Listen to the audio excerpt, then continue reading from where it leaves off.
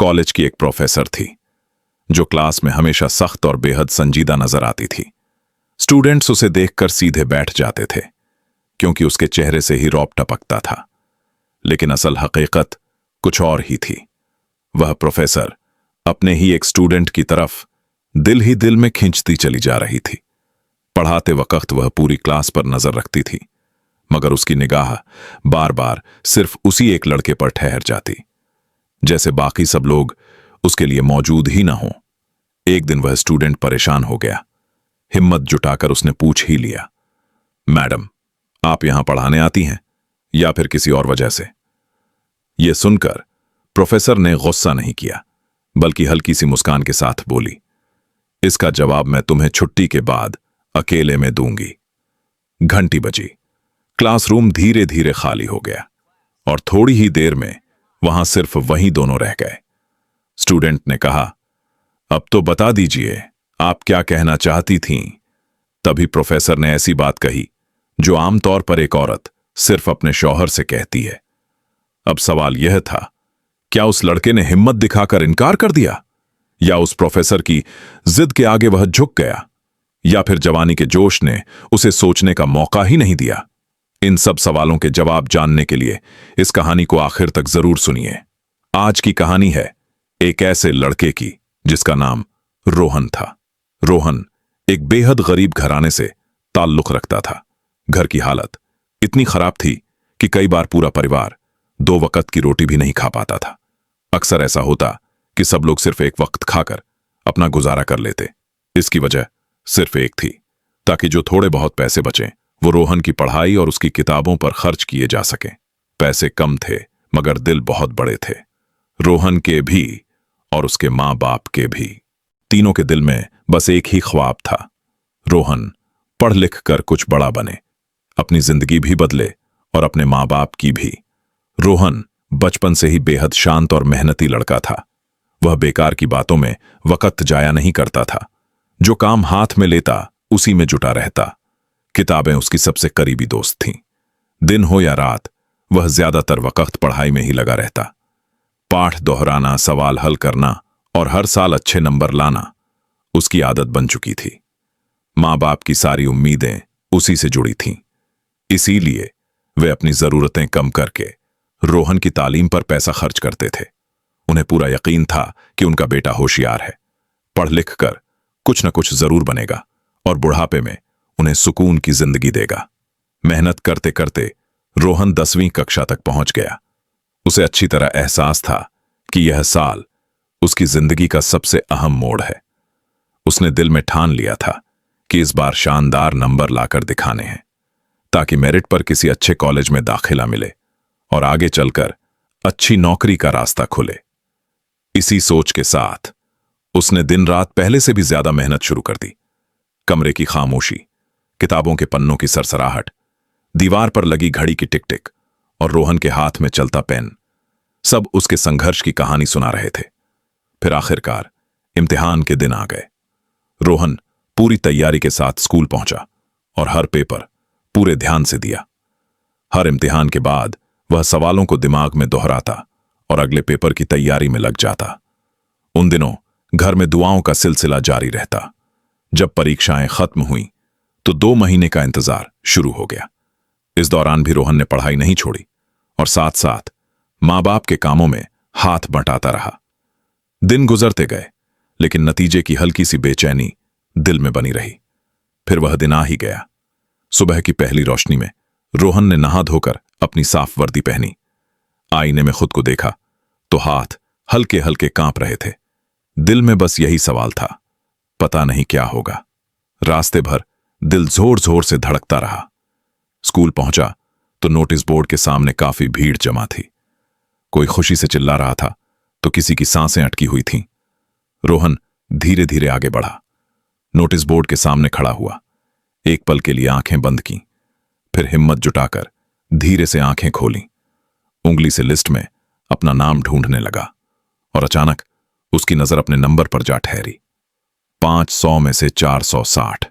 एक पल को उसे लगा जैसे जमीन पैरों तले से खिसक गई हो, लेकिन यह झटका खुशी का था।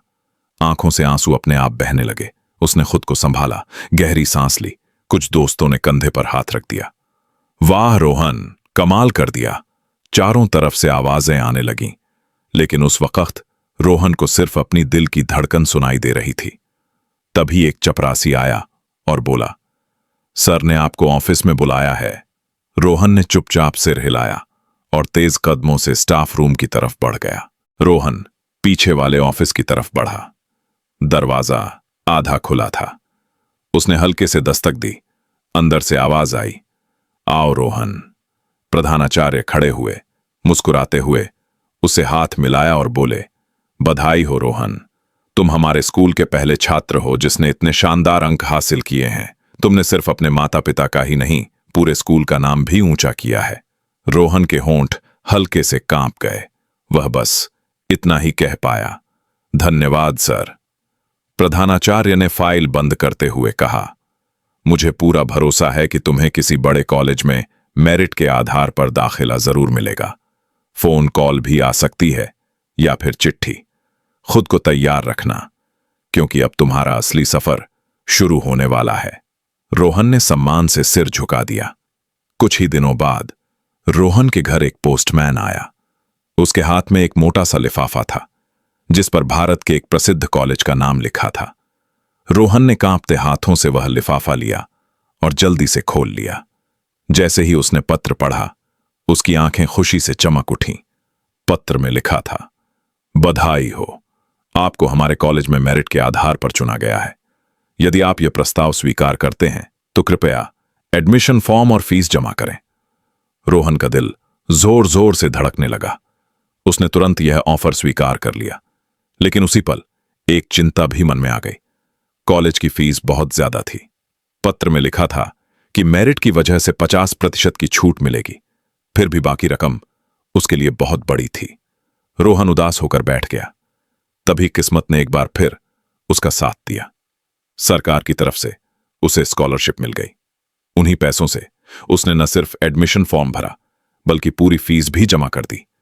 अब वह पूरी तरह तैयार था, लेकिन दिल में थोड़ी घबराहट अब भी थी। रोहन ने अब तक सिर्फ छोटे स्कूल, पुरानी इमारतें और जाने पहचाने शिक्षक ही देखे थे। वह सोचने लगा, कॉलेज कैसा होगा, वहां के छात्र कैसे होंगे, प्रोफेसर कैसे पढ़ाएंगे, कहीं मैं सबके बीच अकेला तो नहीं पड़ जाऊंगा। मां बाप ने बेटे की बेचैनी समझ ली। पिता ने उसके कंधे पर हाथ रखकर कहा, बेटा, घबराने की जरूरत नहीं है। वे भी इंसान ही हैं जैसे तुम हो। कुछ ही दिनों में सब तुम्हारे दोस्त बन जाएंगे। बस धैर्य रखो और मेहनत करते रहो। आखिर वह दिन भी आ गया जिसका रोहन को बेसब्री से इंतजार था। सुबह सुबह नहा धोकर उसने साफ कपड़े पहने, बैग कंधे पर डाला और कॉलेज की तरफ निकल पड़ा। रास्ते भर उसका दिल तेज धड़कता रहा। जैसे ही कॉलेज का गेट दिखाई दिया, उसके कदम अपने आप धीमे हो गए। ऊंचे ऊंचे पेड़ों के बीच खड़ी भव्य इमारत उसे चुपचाप निहार रही थी। रोहन ने हिम्मत जुटाई और अंदर कदम रखा।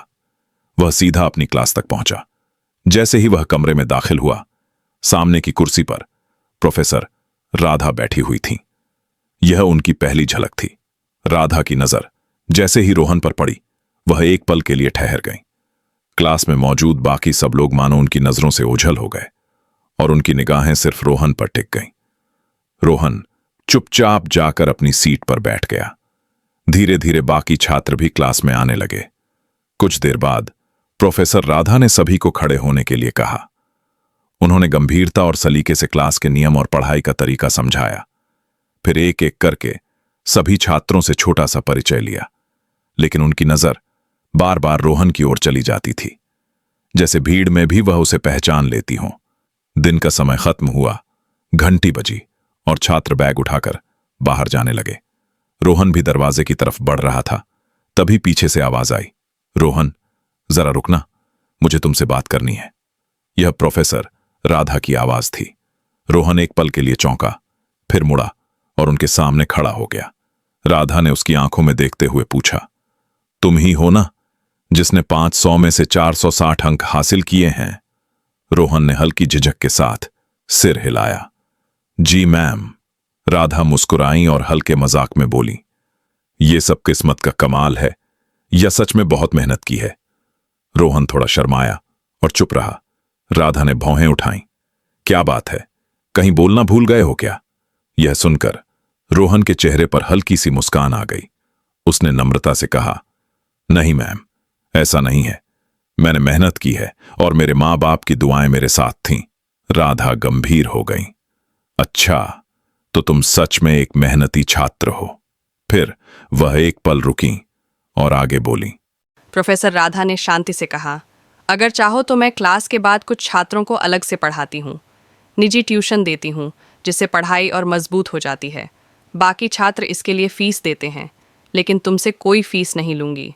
तुम मुझे काबिल लगते हो। अगर ठीक लगे तो शाम को मेरे घर आकर पढ़ सकते हो। रोहन ने झिझकते हुए नज़रें नीचे कर लीं। वह समझ नहीं पा रहा था कि क्या जवाब दे। कुछ पल सोचने के बाद बोला, मैं कल सोचकर बताऊंगा मैम। इसके बाद वह अपने हॉस्टल लौट गया, क्योंकि कॉलेज उसके घर से काफ़ी दूर था। अगले दिन सुबह रोहन फिर कॉलेज पहुंचा। क्लास हुई, पढ़ाई चली। फिर छुट्टी की घंटी बज गई। सभी छात्र बाहर जाने लगे, लेकिन इस बार क्लास में सिर्फ रोहन और प्रोफेसर राधा रह गए। राधा ने नरम आवाज़ में पूछा, तो रोहन क्या सोचा? रोहन ने हल्की हिचक के साथ कहा, जी मैम, ठीक है, मैं पढ़ाई के लिए आ जाऊंगा। राधा ने अगला सवाल किया, वैसे तुम रहते कहाँ हो? तुम्हारा घर कितनी दूर है? रोहन ने जवाब दिया, मैम, मेरा घर तो बहुत दूर है, मैं हॉस्टल में रहता हूँ। यह सुनकर राधा कुछ पल सोच में पड़ गईं। फिर बोलीं, रोहन, हर साल हॉस्टल का किराया देने के बजाय तुम मेरे घर क्यों नहीं रह लेते? उन्होंने आगे कहा, मैं रोज़ सुबह कॉलेज आती हूँ, तुम्हें साथ ले आऊँगी और शाम को वापस छोड़ दूँगी। इससे तुम्हारे पैसे भी बचेंगे और घर के छोटे मोटे कामों में भी मदद हो जाएगी। रोहन एक साधारण परिवार से था। उसने ज़्यादा सोचे बिना हाँ कर दी। कुछ ही देर में राधा ने अपनी कार निकाली और रोहन को साथ लेकर घर पहुंची। घर देखकर रोहन हैरान रह गया। उसने आश्चर्य से पूछा, मैम, क्या ये इतना बड़ा और सुंदर घर आपका है? राधा मुस्कुराई, हाँ, यही मेरा घर है। रोहन की नज़रें उस विशाल घर पर टिक गईं। वह अंदर जाने से पहले बाहर खड़ा होकर सब कुछ देखता रहा। राधा ने हल्की मुस्कान के साथ कहा, क्या यहीं खड़े रहोगे या अंदर भी आओगे? रोहन थोड़ा चौंका, फिर हंसते हुए बोला, जी, अंदर चलते हैं। दोनों अंदर आ गए। रोहन ने झिझकते हुए पूछा, मैम, यहाँ कोई और नहीं रहता? आपके माता पिता, पति या बच्चे? राधा कुछ पल चुप रहीं, फिर गहरी सांस लेकर बोली, मेरे माता पिता अब इस दुनिया में नहीं हैं और मैंने शादी भी नहीं की। रोहन तुरंत शर्मिंदा हो गया, सॉरी मैम, मुझे नहीं पता था। राधा ने मुस्कुराकर कहा, कोई बात नहीं। फिर रोहन ने हल्की मुस्कान के साथ पूछा, तो आप इस पूरे बड़े घर में अकेली रहती हैं? राधा हंसते हुए बोली, अकेली कहाँ, अब तुम भी तो हो। यह सुनकर दोनों हंस पड़े। इसके बाद राधा ने रोहन को पूरा घर दिखाया, kitchen, living room, study room. फिर एक कमरे के सामने रुक कर बोली, यह तुम्हारा कमरा है, आराम से रहना, जो भी चाहिए किचन में मिल जाएगा। बाथरूम उधर है, बार बार पूछने की ज़रूरत नहीं। रोहन कमरे में आया और हर चीज़ ध्यान से देखने लगा। यह उसकी ज़िंदगी का पहला मौका था जब वह इतने अच्छे और बड़े घर में रह रहा था। पूरा दिन वह घर में इधर उधर घूमता रहा। रात को बिस्तर पर लेटा, लेकिन नींद नहीं आई। नया माहौल था और खुशी इतनी ज़्यादा थी कि मन शांत नहीं हो पा रहा था। काफ़ी देर बाद वह मुश्किल से सो पाया। अगली सुबह राधा खुद उसके कमरे में आईं। उन्होंने हल्के से उसके पैर हिलाए और कहा, रोहन, उठो, कॉलेज के लिए देर हो रही है। रोहन चौंक कर उठ बैठा। घड़ी देखी तो सच में देर हो चुकी थी। वह घबराकर जल्दी से नहाने चला गया। नहा धोकर बाहर आया तो राधा मुस्कुराते हुए बोली, अरे, पहले नाश्ता तो कर लो। एक दिन थोड़ा देर हो जाए तो क्या फ़र्क पड़ता है। दोनों ने साथ बैठकर नाश्ता किया और फिर कार से कॉलेज के लिए निकल गए। क्लास में पहुंचते ही रोहन अपनी सीट पर बैठ गया। थोड़ी देर बाद बाकी छात्र भी आ गए। कुछ लड़कों ने उससे पूछा, यार, कल तुम हॉस्टल में नहीं थे, कहाँ थे? रोहन ने साफ साफ कहा, मैं प्रोफेसर राधा के घर रहता हूँ, वहाँ घर के काम करता हूँ और शाम को उनके निजी लेक्चर लेता हूँ। छात्र थोड़े हैरान हुए, लेकिन बात वहीं ख़त्म हो गई। क्लास शुरू हुई। राधा पढ़ाती रहीं, लेकिन उनकी नज़र बार बार रोहन पर चली जाती थी। मन ही मन वह उसकी ओर खींचती जा रही थी। रोहन सिर्फ होशियार ही नहीं, बल्कि सुलझा हुआ, विनम्र और आकर्षक भी था, और यही बातें राधा को धीरे धीरे पसंद आने लगीं। शाम को छुट्टी हुई और सारे छात्र अपने अपने घर निकल गए।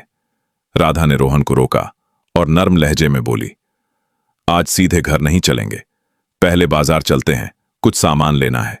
रोहन ने सिर हिलाकर हामी भर दी। दोनों कार में बैठे और बाजार पहुंचे। जरूरी खरीदारी हुई। थोड़ी देर बाद राधा ने कहा, यहीं पास में एक अच्छा सा रेस्टोरेंट है, पहले कुछ खा लेते हैं, फिर घर चलेंगे। रोहन थोड़ा झिझका, मैम, रेस्टोरेंट महंगे होते हैं, घर जाकर खा लेंगे। राधा मुस्कुरा दी, पैसों की फिक्र मत करो, कभी कभी अच्छा खाना भी दिल को सुकून देता है। दोनों रेस्टोरेंट पहुंचे।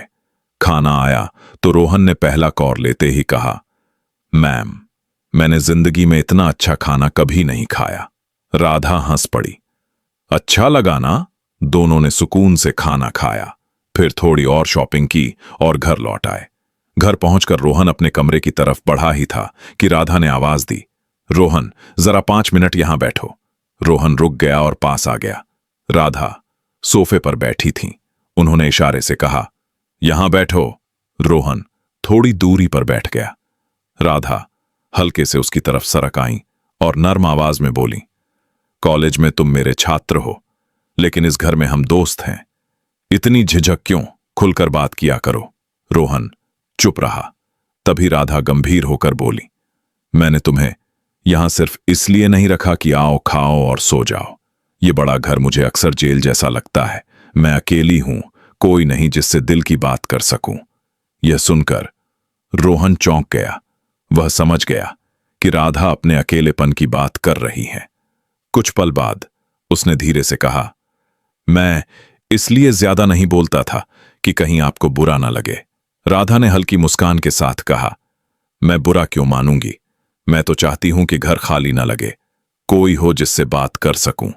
रोहन के चेहरे पर सुकून भरी मुस्कान आ गई। उसने कहा, मैं भी यही सोचता था, लेकिन आप टीचर हैं, इसीलिए दूरी बनाए रखता था। धीरे धीरे दोनों के बीच झिझक कम होने लगी। एक रूटीन बन गया। सुबह कॉलेज, शाम को पढ़ाई और रात को बैठकर हल्की फुल्की बातें। अब वे दोस्त जैसे हो गए थे। हंसी मजाक, दिल की बातें, छोटी मोटी नोक झोंक, सब कुछ खुलकर। लेकिन वक्त के साथ उनके दिलों में ऐसे एहसास पैदा होने लगे जो दोस्ती से आगे बढ़ने लगे। एक दिन मजाक मजाक में बात आगे बढ़ गई और दोनों से एक ऐसी गलती हो गई जिसे उन्हें नहीं करना चाहिए था। उस पल उन्हें अच्छा लगा, लेकिन आने वाले वक्त में वही बात उनके लिए परेशानी बन गई। कुछ महीने ऐसे ही बीत गए। फिर एक दिन राधा ने घबराई हुई आवाज में रोहन को बुलाया। उसकी आंखों में डर था। रोहन, मुझे कुछ ठीक नहीं लग रहा, मुझे लगता है मैं मुश्किल में हूं। यह सुनते ही रोहन सन्न रह गया। अब क्या करेंगे? वह घबरा कर बोला। राधा की आंखों से आंसू बहने लगे। लोग पहले ही मेरे बारे में बातें करते हैं, अगर यह बात बाहर गई तो। दोनों बहुत परेशान हो गए। काफी सोच विचार के बाद उन्होंने फैसला किया कि शादी ही इस हालात का सही हल है। राधा ने गहरी सांस लेकर कहा, मुझे रोकने वाला कोई नहीं, अगर मैं तुम्हें चाहती हूं तो शादी मेरा हक है। रोहन ने गंभीर होकर जवाब दिया, मैं भी यही चाहता हूं, लेकिन मां बाप से बात किए बिना नहीं कर सकता। अगले दिन रोहन घर गया। जाते वक्त उसने वादा किया, 2-3 दिन में लौटकर जवाब दूंगा। लेकिन दिन बीतते गए, हफ्ता महीने में बदल गया। राधा हर रोज दरवाजे की तरफ देखती रही। अब उसके दिल में शक आने लगा, कहीं रोहन मुझे छोड़ तो नहीं गया। आखिर उसने तय किया कि अब और इंतजार नहीं करेगी। लेकिन उसी रात दरवाजे पर दस्तक हुई। दरवाजा खोला तो सामने रोहन खड़ा था। उसकी आंखें लाल थीं, चेहरा थका हुआ। टूटे हुए स्वर में बोला, मैंने तुम्हें कभी धोखा नहीं दिया। मेरे पिता की अचानक तबीयत बिगड़ गई थी, मैं उसी सदमे में फंस गया। यह सुनकर राधा की आंखों से आंसू निकल आए। रोहन ने आगे कहा, मैंने मां को सब बता दिया है। उन्होंने कहा है, गलती को सही करो, शादी ही रास्ता है। राधा की उदासी खुशी में बदल गई। मुस्कुराकर बोली, तो फिर देर किस बात की? यूं सारी मुश्किलें पार करके रोहन और राधा ने शादी कर ली। एक रिश्ता जो गलती से शुरू हुआ, वक्त के साथ सच्चे प्यार में बदल गया। अगर आपको यह कहानी पसंद आई हो तो वीडियो को लाइक करें और कमेंट में जरूर बताएं कि आपको यह कैसी लगी। साथ ही चैनल को सब्सक्राइब करना ना भूलें।